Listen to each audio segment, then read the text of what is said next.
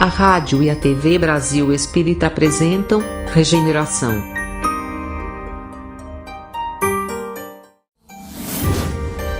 Apresentação: Bruno Leal.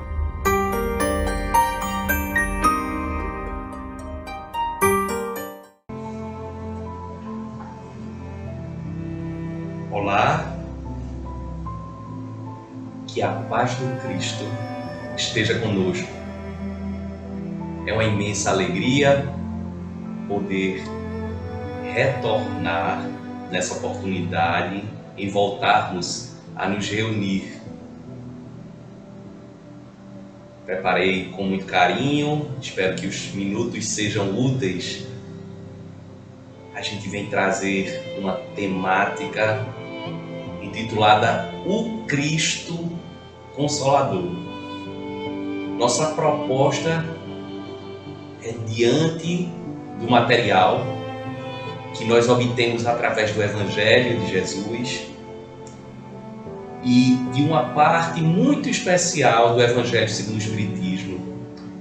Essa obra publicada pela primeira vez em 1864, coordenada, dirigida pelos trabalhos do professor Hippolyte Léon Denisard Rivail, conhecido pseudônimo Allan Kardec.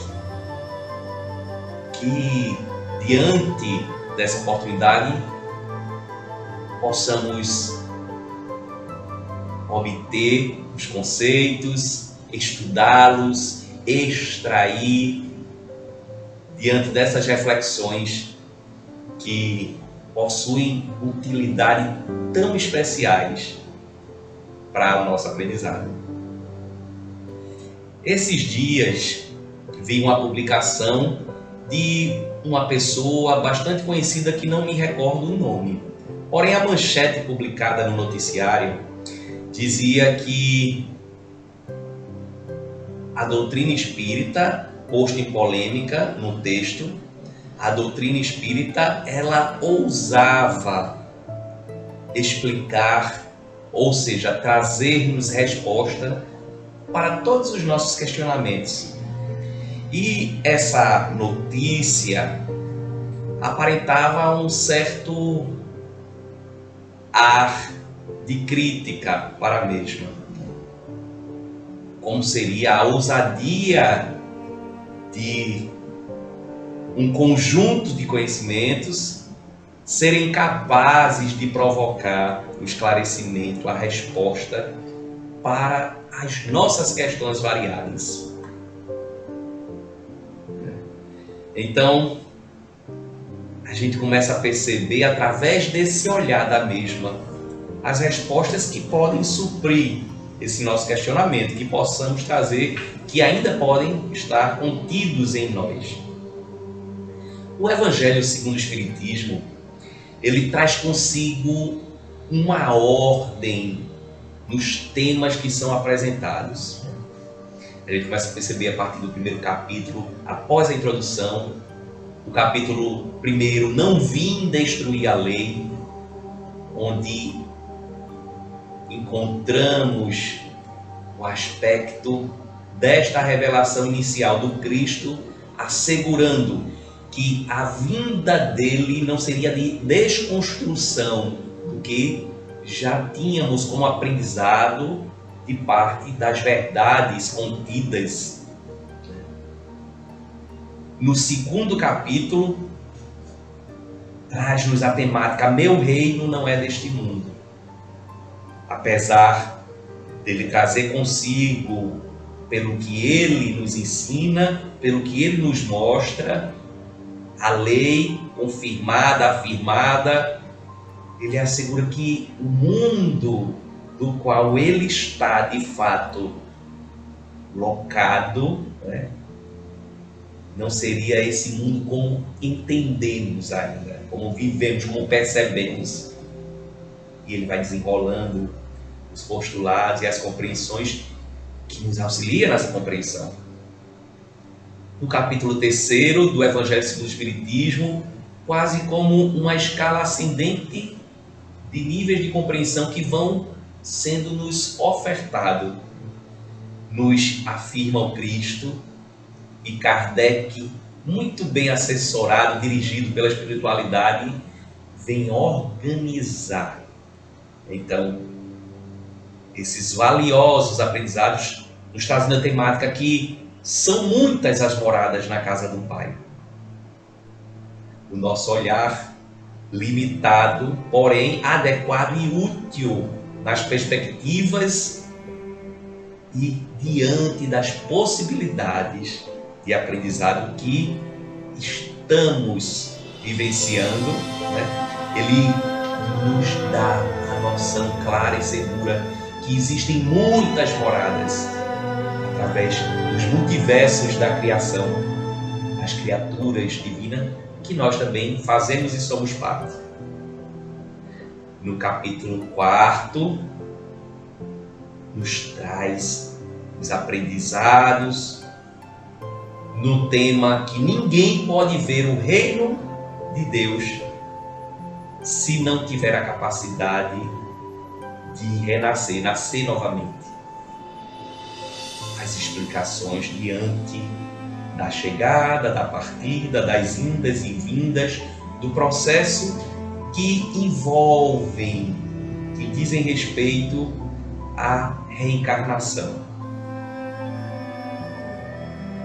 Que uma vinda é impossível, improvável, incapaz de nos tornar aptos, conhecedores, de compreendermos os diversos questionamentos que nos chegam, que fazem parte de nós.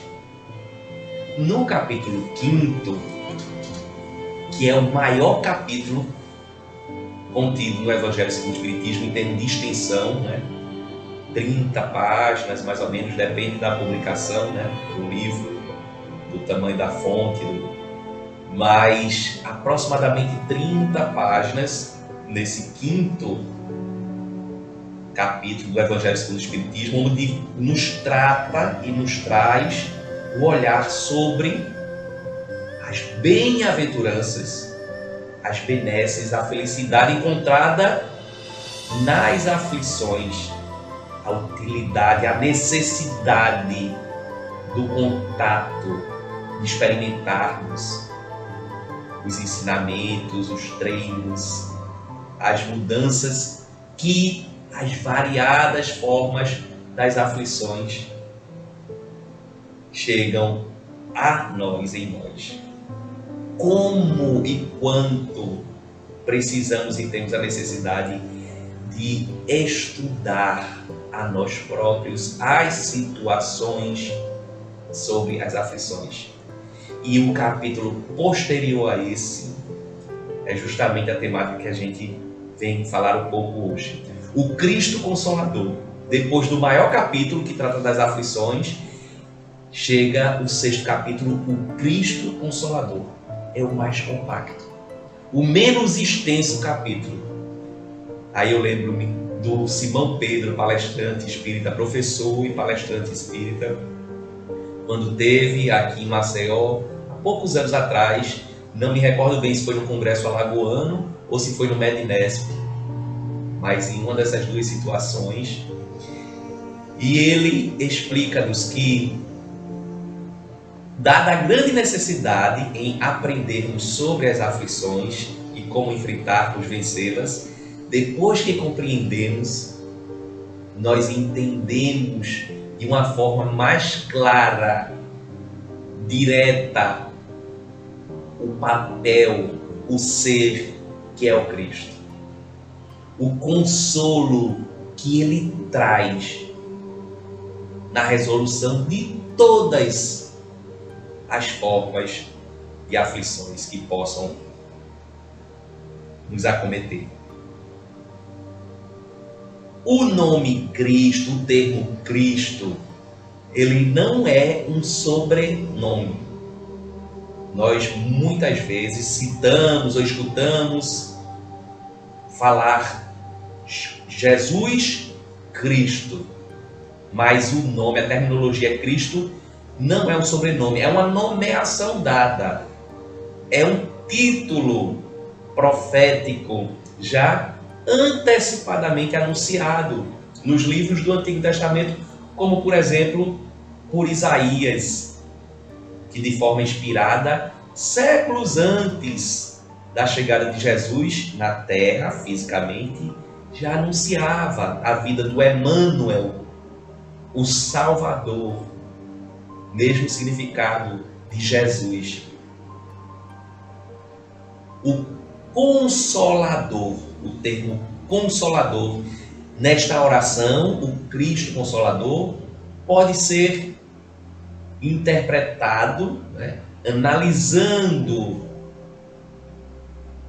a forma da terminologia, nessa análise sintática das palavras dessa oração. O Cristo Consolador se apresenta Consolador como substantivo, já que denomina, exprime substância ou existência, ao Cristo. Porém, também apresenta-se como adjetivo, por determinar ou qualificar aquele de quem está a se falar. Portanto, substantivo que denomina, consolador, a função de substantivo, e também de adjetivo, que determina e qualifica o Cristo. A palavra Cristo vem na nossa tradução da língua portuguesa, vem do latim Christo, assim como do grego Christos, com K-H-I-R-I-S-T-O-S, que significa o mesmo que Machia na língua hebraica, ou Messias, ungido, consagrado. O termo Cristo, porém, por vezes se interpreta de formas variadas. Por vezes utilizamos o termo Cristo de formas diferentes. Às vezes escutamos, ou citamos, ou entendemos da figura Cristo aquele dito vítima que sofreu em pagar pelos outros. O Cristo na imagem crucificada. Às vezes nos emocionamos diante dessa citação, Ele morreu por nós, Ele sofreu por nós, de forma diferente. De Messias, de ungido, de consagrado, para a vítima, o crucificado, o que sofreu pelos outros. Como estamos aprendendo sobre esses aspectos e o que de fato representa a personalidade, a pessoa, o ser, o espírito, Cristo. Jesus, Salvador, Yeshua em hebraico, Emmanuel. O Evangelho de João, de uma maneira diferente, toda especial, vai nos complementando, nos clareando as ideias sobre a nossa compreensão do Cristo e da função consoladora que ele traz consigo. Capítulo 8, versículo 32 de João. E conhecereis a verdade, e a verdade vos libertará. Portanto, os momentos de compreensão das respostas nos levam a maior domínio diante da sabedoria e das aquisições, das respostas e sentimentos, que nos direciona mais à frente, mais ao alto, mais senhores de si, das situações. A função consoladora, aquele que consola, que defende, que encoraja, que que aconselha, o mentor, o intercessor, auxiliador, modelo e guia. Características como consolador, que é o Cristo. Consolare, no latim, com, junto, próximo, ao lado, em torno. Solare, reconfortar, aliviar, suavizar. O mesmo consolador, em algumas citações, é utilizado a terminologia paráclito ou paracleto. Para, ao lado. Kalein ou cleto, chamar. Portanto, chamar para si. Chamar à sua proximidade. Chamar em torno, ao redor, ao lado. Um convite do Cristo que aproxima os demais. No capítulo 6, esse capítulo Cristo Consolador do Evangelho segundo o Espiritismo, inicia o capítulo através de Mateus, citando o Cristo. Capítulo 11, no versículo 28 ao 30, quando Jesus, através de Mateus, diz-nos: vinde a mim, todos vós que estáis aflitos e sobrecarregados, que eu vos aliviarei. E trazemos conosco aflições e necessidades em sermos consolados. Será que isso é realidade? Acontece, ocorre? Quase que constantemente temos motivos para nos preocupar, não é mesmo?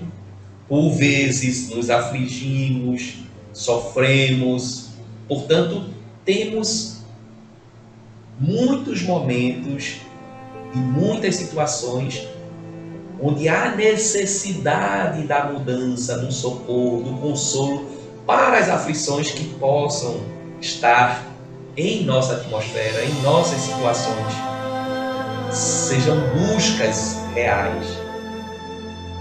Continua Mateus, dizendo-nos: tomai sobre vós o meu jugo e aprendei comigo, que sou brando e humilde de coração, e achareis repouso para as vossas almas, pois suave é o meu jugo e leve o meu fardo. Aí eu queria colocar em evidência essa palavra jugo, né? Uma palavra não tão costumeiramente utilizada em nosso vocabulário. Jugo seria uma peça de madeira para juntar bois, por exemplo, animais, a fim de que eles andassem no mesmo ritmo, no mesmo passo, né? Aqueles equipamentos de madeira em volta do pescoço que, como amarras, né? Que prendem, que concentram os animais naquele ritmo. Também representa o jugo, essa ferramenta, esse equipamento, um sentido de submissão, de autoridade daquele que pôs o jugo, da obediência daqueles que estão a utilizar o jugo. E assim ocorre também conosco, do equívoco, do despertar para a liberdade, dos vícios que nos afligem, que como consequência nos direcionam mentalmente, em forma de pensamento, no estado de inconsciência, para o passo da conquista do consolo, que são as virtudes, as aquisições, o bem proceder, o aprendizado, a realização dos demais e variados aprendizados. O Cristo, ele não é tão somente aquela vítima crucificada, pois ele não diz, não nos ensina que faz todo o necessário por nós, mas ele oportuniza através do seu exemplo, através da nossa vontade, do nosso estado. Portanto, a consequência é o consolo. É o Espírito educando-se. Em João, capítulo 13, ele começa a descrever as situações que estava acontecendo aquela história. Informa sobre a relação dos amigos íntimos, dos discípulos que estavam circundando a figura central do Cristo. Chegava o período da Páscoa, Jesus sabia que chegava a hora de despedir-se fisicamente daqueles amigos que deixaram os planejamentos de sua vida para seguir, para se unirem naquela proposta, naquele projeto. Passada a ceia, a última ceia, ele lava os pés dos seus amigos num belíssimo exemplo de afirmar, intensificar a aproximação daquela relação. E diz-nos o Cristo nesse capítulo de João 13, a partir do versículo 33. Filhinhos meus, por um pouco apenas ainda estou convosco. Para onde eu vou, não podeis ir. Imaginemos a decepção daqueles, na surpresa daquela informação. Daqueles que largaram sua vida para seguir ele. E ele dizia que estava a se despedir, ia acontecer algo que ele não mais estaria com eles. Olha a frustração, provavelmente, em receber aquela resposta. Continua, dou-vos um novo mandamento. No versículo 34, amai-vos uns aos outros, como eu vos tenho amado. Sois meus discípulos, se vos amardes. Olha só, nos mostra o exemplo e nos dá o norte, a direção a seguirmos, a continuarmos. Ainda em João, porém no capítulo 14, ele continua revelando o que se passava. No versículo 1 ele diz-nos, não se turbe vosso coração, na casa de meu pai há muitas moradas, e eu vou para preparar-vos um lugar, para que onde eu estou, também vós estejais. Imaginemos o consolo na continuidade desse esclarecimento. Aquele que iria, que não podíamos ir para onde ele iria, mas depois ele afirma que estava indo preparar lugar para que posteriormente estivéssemos também. Aqueles amigos íntimos que dedicaram a continuidade da sua vida naquele projeto, naquele ser, naquele homem.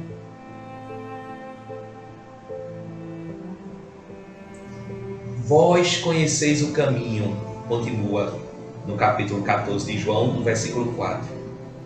Para onde eu vou? E Tomé, surpreso, diz, não sabemos para onde vais. Como podemos conhecer o caminho? E o Cristo responde, eu sou o caminho, a verdade e a vida. Ninguém vem ao Pai, senão através de mim, por mim. E no versículo 11, desse mesmo capítulo de João 14, ele nos esclarece, dando continuidade a esse aprendizado tão intenso. Eu estou no Pai e o Pai está em mim. Ele age, ele faz, ele é, ele expressa, ele mostra-se. Assim como Deus, Pai, através de si próprio. No versículo 16 e 17 desse capítulo de João, ele traz a temática que a gente propõe. Falamos da preparação, do que antecede, e ele chega justamente nesse ponto, quando nos diz, no capítulo 16 e 17 de João, eu rogarei ao Pai, E ele vos dará outro Consolador, a fim de que esteja para sempre convosco, o Espírito da Verdade, por vezes interpretado ou citado como o Espírito Santo, ou o Paracleto, o Paráclito. O Cristo veio nos ensinar sobre a fé no futuro, sobre a confiança, independente das circunstâncias e do tempo, do meio, a confiança na justiça de Deus. Ele acaba prometendo a felicidade diante dessa compreensão, desse aprendizado. Ele impõe apenas como dever o amor e a caridade. No versículo 26 do capítulo 14, o Cristo, através de João, continua dizendo-nos: o Paráclito, o Espírito Santo, que o Pai enviará em meu nome, ensinar-vos-á todas as coisas e vos recordará tudo o que vos tenho dito. Virá esse outro, o Paráclito, o Espírito Santo, o Consolador, que não somente trará o que o Cristo disse, como dará continuidade, afirma, confirma e continua a esclarecer. E o Cristo continua: deixo-vos a paz, dou-vos a minha paz, não como o mundo dá. Não se perturbe o vosso coração, nem se atemorize. Haveis de alegrar-vos, que vou para junto do Pai. Após as partes primeira do jugo leve, a segunda parte do Consolador prometido, desse capítulo, o Cristo Consolador, vem a parte conclusiva, que traz a temática do advento do dito Espírito de Verdade. Advento, aí eu fui buscar lá o que significa, é o tempo de preparação, a expectativa, a chegada, a vinda daquele. Na primeira mensagem, essa instrução do Espírito, esse advento do Espírito de Verdade, está composta de 4 partes, 4 cartas, 4 orientações, 4 citações em períodos diferentes do dito Espírito de Verdade, comunicando através de Kardec. Belíssimas, por sinal, instruções do próprio Espírito de Verdade, portanto, do próprio Cristo Consolador. Na primeira orientação, na primeira carta, que foi trazida em 1860 em Paris, revela um Deus bondoso, um Deus grandioso, nada maior que Deus. A morte sendo explicada que é a ressurreição, é o retorno da vida após o tombo do corpo, sendo a vida a prova escolhida durante a qual as virtudes que houveres cultivado crescerão e se desenvolverão. Que nós não viemos à vida física para ficar, nem tampouco somos daqui da vida física. A clemência divina acaba por nos clarear o caminho e reconduz-nos. Deus de compaixão, as nossas misérias, as nossas inúmeras necessidades, que Ele organiza, que Ele permite, arquiteta, elabora tudo que necessitamos para que haja a oportunidade da educação de nós como espíritos em saber e sentir. E vai desenrolando através de João o Cristo a nos ensinar: espíritas, sejam filhos conscientes que sois espíritos. Amai-vos. Este é o primeiro ensinamento. Tudo parte do amor, a origem de tudo, o desenvolvimento de tudo que há, o destino, o norte, que é o amor também. E o segundo ensinamento, instruí-vos. Este é o segundo. O papel da aquisição, a importância em entendermos as ocorrências, as respostas, a fim de que o amor racional e lógico passe a ter bases tão seguras, sólidas. Nada se sustenta sem que haja amor. Tudo parte e se direciona para o amor.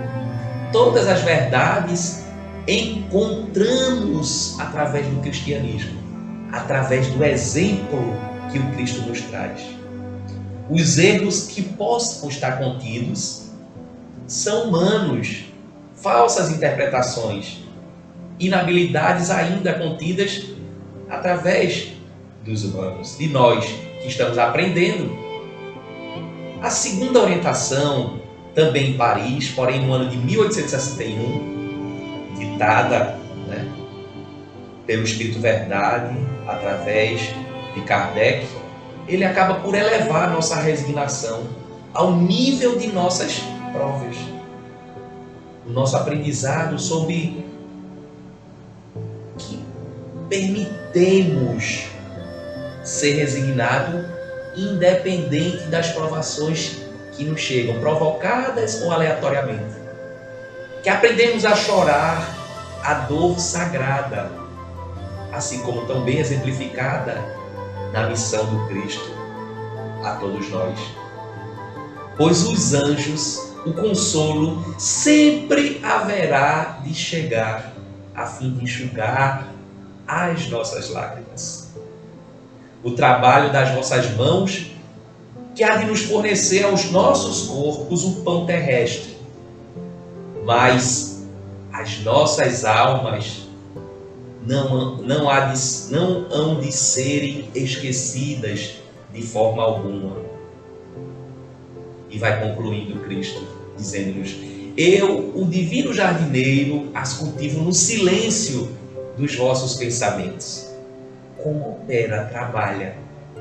Nada fica perdido no reino de nosso Pai. E vossos suores e misérias formam o tesouro que vos tornará ricos nas esferas superiores. Olha só a beleza da utilidade, as dificuldades, dos avanços, da intensidade das situações. O mais desprovido por vezes entre nós haverá de ser talvez o mais resplandecente além dessas situações limitantes, por vezes não tão perceptíveis aos nossos sentidos. E continua o Cristo através de João a nos ensinar: instruí-vos na preciosa doutrina que dissipa o erro das revoltas e que vem nos ensinar o objetivo sublime da provação humana. Bebemos da fonte viva do amor e nos preparar como cativos da vida, temporários aprendizados nessa passagem da jornada da vida, a fim de nos lançarmos para dias de liberdade, de alegria, na proximidade do seio daquele que nos criou, por vezes aparentemente fracos, para nos tornarmos, nos construirmos fortes, perfectíveis, senhores de nós mesmos, assertivos, bondosos, amor atuante, ativo, assim como Cristo. A terceira orientação, advertência ou advento que o Cristo nos traz vem do ano de 1861 também, porém em Bordeaux, quando nos diz que Ele é o grande médico das nossas almas todas e que nos traz o remédio que há de nos curar para qualquer enfermidade que possa, para qualquer necessidade que possamos sentir para qualquer aflição que possamos ter. Os fracos, os sofredores e os enfermos são os ditos filhos prediletos do Cristo. Aqueles que necessitam, como eu disse, ele não veio para os sãos, mas para os doentes, a fim de que na percepção, na oportunidade daquela aflição, nós busquemos a mudança e a transformação da cura. Escutemos através do Espiritismo que a impiedade, a mentira, o erro, a incredulidade vão de ser extirpadas das nossas almas doloridas. Amemos e oremos. Que aprendamos a ser dóceis ao Espírito do Senhor. A invocarmos no fundo de nossos corações a presença e a participação dele em e a nós. Então, o Cristo Consolador haverá de se aproximar e nos instruir,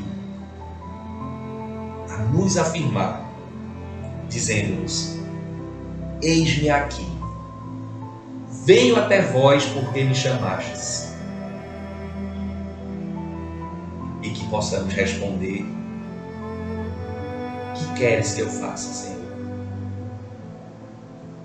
A quarta e última orientação, carta que o Espírito de Verdade nos traz, que traz o desfecho desse aprendizado, dessa síntese, foi transmitida em Le Havre, em 1863, e nos ensina sobre o devotamento e a abnegação, que hão de ser aprendida como uma prece contínua, que acabam por encerrar o ensinamento profundo que nos provoca.